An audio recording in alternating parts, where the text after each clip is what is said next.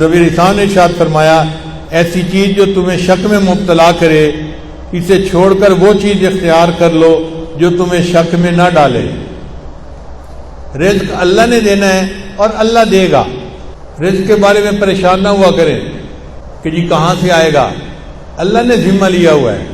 ایک مرتبہ ایک آدمی میرے پاس آیا، بہت اچھی پرسنالٹی تھی، لکھا پڑھا بندہ نظر آتا تھا، مگر زاروں قطار رونے بیٹھ گیا، آنسو ٹپ ٹپ گر رہے تھے۔ میں بھی پریشان ہوا کہ یہ بندہ بہت ہی دکھی ہے جو اتنا رو رہا ہے۔ خیر تھوڑی دیر کے بعد میں نے ان سے پوچھا کہ جی آپ بیٹھے رو ہی رہے ہیں، آپ کوئی بات کریں۔ اس نے کہا جی میں ایک گورنمنٹ آفیسر تھا اور ان دنوں گولڈن شیک ہینڈ والی ترتیب چلی تھی کہ گورنمنٹ کہتی تھی کہ جو بندہ اپنی ریٹائرمنٹ لے لے گا ہم اسے منافع بھی دے دیں گے اور وہ پھر کوئی اور کام کر کے اپنی زندگی گزارے۔ گورنمنٹ کو فائدہ یہ تھا کہ ورکر کم ہو جائیں گے اور ورکر کو فائدہ یہ تھا کہ ایک ہی وقت میں پیسے مل جائیں گے، تو مکان خرید لیں گے، بیٹی کی شادی کر لیں گے، یا فلاں کر لیں گے یا فلاں کر لیں گے۔ وہ کہنے لگا کہ مجھے تقریباً 16 لاکھ روپیہ ملے جو بینیفٹ کے تھے۔ میں نے اور بیوی نے مشورہ کیا کہ ہم اس کو رکھ دیتے ہیں اور اپنے گزارے کے لیے میں کہیں پہ جاب کر لیتا ہوں چھوٹی موٹی، اور روٹی ہم کھا ہی لیں گے اور یہ پیسے بچوں کی تعلیم اور ان کی شادیوں کے کام آئیں۔ کہنے لگا کہ میرا ایک دوست تھا، میں نے کہیں باتوں باتوں میں اس کو بھی بتا بیٹھا کہ مجھے گورنمنٹ سے 16 لاکھ ملے ہیں اور میں نے رکھ دیے ہیں۔ اب وہ بندہ میرے پیچھے پڑ گیا کہ ایک کاروبار ہے اور بڑا نفع ہے، اس میں بڑا فائدہ ہے، اس میں بڑا فائدہ ہے، اور اگر تم پیسہ لگاؤ تو محنت میں کروں گا اور تمہیں گھر بیٹھے بٹھائے پیسے مل جائیں گے۔ کہتا ہے کہ مجھے ڈر تھا کہ نہیں، تو میں اس کو نہ کرتا رہا۔ بالآخر ایک دن میری بیوی نے پوچھا کہ کیا مسئلہ ہے، تم کسی گہری سوچ میں ڈوبے نظر آتے ہو، کیا پریشانی ہے؟ تو میں نے اسے بتا دیا کہ میرا ایک دوست ہے، وہ مجھے کاروبار کے لیے کہہ رہا ہے۔ بیوی نے مشورہ دیا کہ آپ ایسا کریں کہ اس کو 16 لاکھ نہ دیں، اس کو 8 لاکھ دے دیں اور دیکھیں 8 لاکھ کا وہ آپ کو کیا فائدہ دیتا ہے، پتہ چل جائے گا 1 سال میں۔ تو اگر نقصان ہونا ہوا تو آدھے پیسوں میں ہوگا، پورے پیسوں میں تو نہیں ہوگا نا۔ کہتا ہے مجھے بات اچھی لگی اور میں نے 8 لاکھ روپے اس بندے کو دے دیا۔ اس بندے نے کہا تھا جی آپ کو ہر مہینے 25-30 ہزار مل جایا کرے گا۔ اب ہر مہینے کی پہلی تاریخ کو وہ ہمارے گھر آ کے کیش یا چیک کو دے دیتا۔ میں نے ایک چھوٹی موٹی جاب شروع کر لی اور ہمارا گزارا بہت اچھا ہو گیا۔ 25-30 ہزار ادھر سے آ جاتے تھے، باقی ادھر سے مل جاتے تھے اور ہم آرام کی زندگی گزارے۔ 1 سال پورا اسی طرح گزر گیا۔ تو میری بیوی نے کہا کہ یہ تو بڑا اچھا کاروبار ہے کہ جس میں اتنے پیسے دینے سے ہمیں ہر مہینے اتنے پیسے مل جاتے ہیں۔ سال گزرا تو میرے دوست نے کہنا شروع کر دیا کاروبار تو بہت اچھا ہے لیکن ہم نے پیسے تھوڑے لگائے ہیں، اگر اور زیادہ لگا دیں تو اور نفع ہو جائے گا۔ میں نے بیوی کو بتایا، اس نے کہا ہم نے 1 سال آزمایا ہے، دیکھا ہے شریف آدمی ہے، اچھا آدمی ہے، وعدہ پورا کرتا ہے، تو آپ اس کو باقی بھی پیسے دے دیں۔ کہتے ہیں میں نے اس کو باقی 8 لاکھ بھی دے دیے۔ اب باقی 8 لاکھ دینے کی دیر تھی، اس نے تو نگاہیں بدل لی، فون پہ بات کرنی چھوڑ دی، میں مصروف ہوں ابھی کال نہیں لے سکتا، میں بعد میں کال کروں گا، میں یہ کروں گا، میں وہ کروں گا، اور جو ہر مہینے پیسے دیتا تھا وہ بھی اس نے ڈیلے کرنا شروع کر دیے۔ پہلی تاریخ کے پیسے 10 تاریخ کو دیے، پھر دوسرے مہینے اس نے 20 تاریخ کو پیسے دیے، اور تیسرے مہینے مہینہ ختم ہو گیا اور پیسے دیے ہی نہیں۔ اب میں نے اسے فون کیا، بھئی آپ ہر مہینے پیسے دیتے تھے تو ہمیں گھر میں خرچے میں تنگی ہو رہی ہے، آپ پیسے نہیں دیے اس مہینے۔ اور جی میں نے آپ سے بات کرنی ہے، میں 2 بندوں کو لا کے آپ سے بات کروں گا۔ اب بات اس نے کیا کی، اس نے کہا جی کہ مجھے تو کاروبار میں نقصان ہو گیا ہے اور 16 لاکھ کے 16 لاکھ ختم ہو گئے ہیں، تو میرے پاس تو پیسہ ہی نہیں آپ کو دینے کے لیے۔ اور جو بندے لے کے آیا تھا وہ بھی اسی کے سائز کے تھے، اسی طرح کے، وہ بھی مجھے سمجھانے لگے اور کہنے لگے کاروبار میں لاس بھی ہو جاتا ہے، پروفٹ بھی ہو جاتا ہے، اب آپ نے اگر 1 سال پروفٹ کھایا ہے تو لاس ہو گیا تو لاس کو بھی برداشت کر لو۔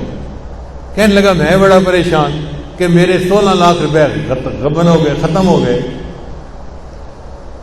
کہتے ہیں اس سے میں مقدمہ تو کر نہیں سکتا تھا، نہ میں لڑ سکتا تھا، وہ لڑائی میں مقدمے میں مجھ سے زیادہ تیز تھا، لیکن مجھے گلٹ تھا اندر ایک میرے صدمہ تھا کہ یہ میرے بچوں کے لیے پیسے تھے، میں اس کو محفوظ رکھتا تو بچوں کی پڑھائی میں کام آتے، بچوں کی شادیوں میں کام آتے، میں نے بچوں کے پیسوں کو ضائع کر دیا، لہذا میں نے خود یہ غلطی کی۔ کہنے لگا کہ اب میرے اندر اتنا گلٹ ہے کہ بس ہر وقت آنسو بہتے رہتے ہیں اور مجھے سمجھ نہیں آتی کہ میں کیا کروں۔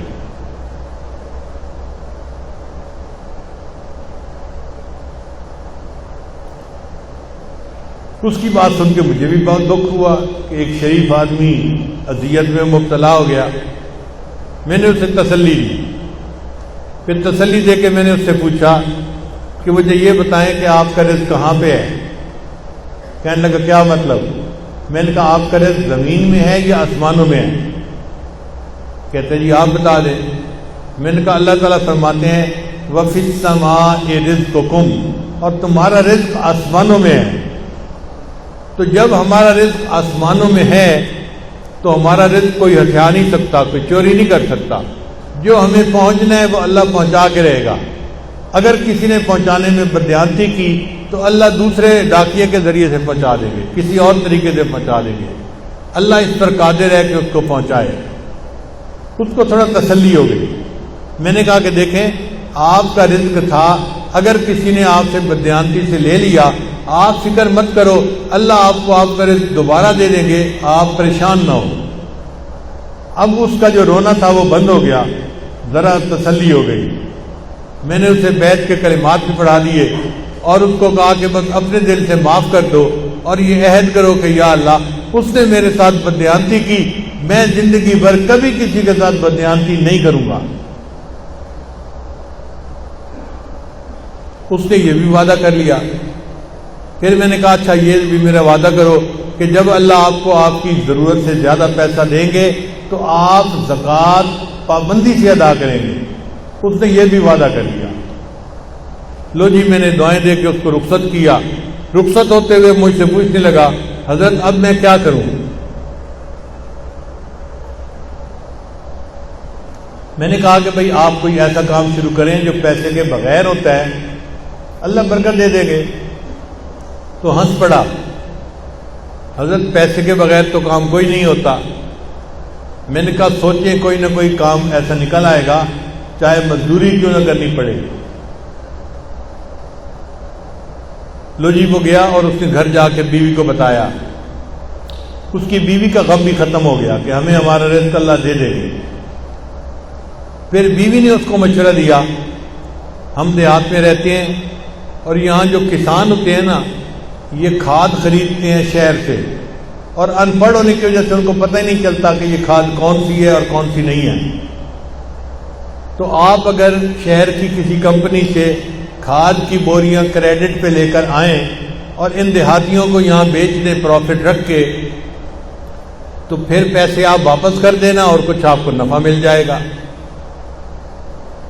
لو جی یہ بندہ کھاد کی کمپنی کے پاس گیا ملتان میں، ان سے بات کی کہ مجھے جی آپ 10 بوریاں دے دیں کریڈٹ پہ، میں آپ کو پیسے مہینے کے اندر واپس کر دوں گا۔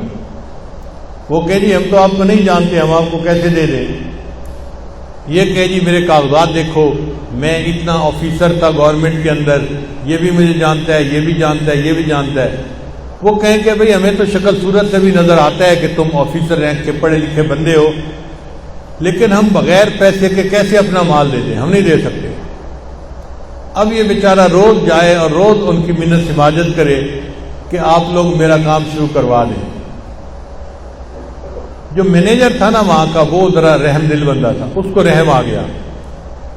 ایک دن وہ کہنے لگا دفتر والوں کو کہ بھائی اس کو 10 بوری کریڈٹ دے دو اور گارنٹی میری ڈال دو، اگر اس نے پیسے نہ بھی دیے تو 10 بوری کے پیسے میں ادا کر دوں گا کہ چلو مجھ سے غلطی ہوئی، لیکن اب اس بندے کو 10 بوری دے دو۔ اس بندے کو یہ 10 بوری مل گئی، یہ لے آیا، اس نے آ کے کسانوں کو بیچی، ہر بوری پہ 50-50 روپیہ اس نے نفع رکھ لیا، تو 10 بوری کا اس کو اچھا بھلا فائدہ ہو گیا۔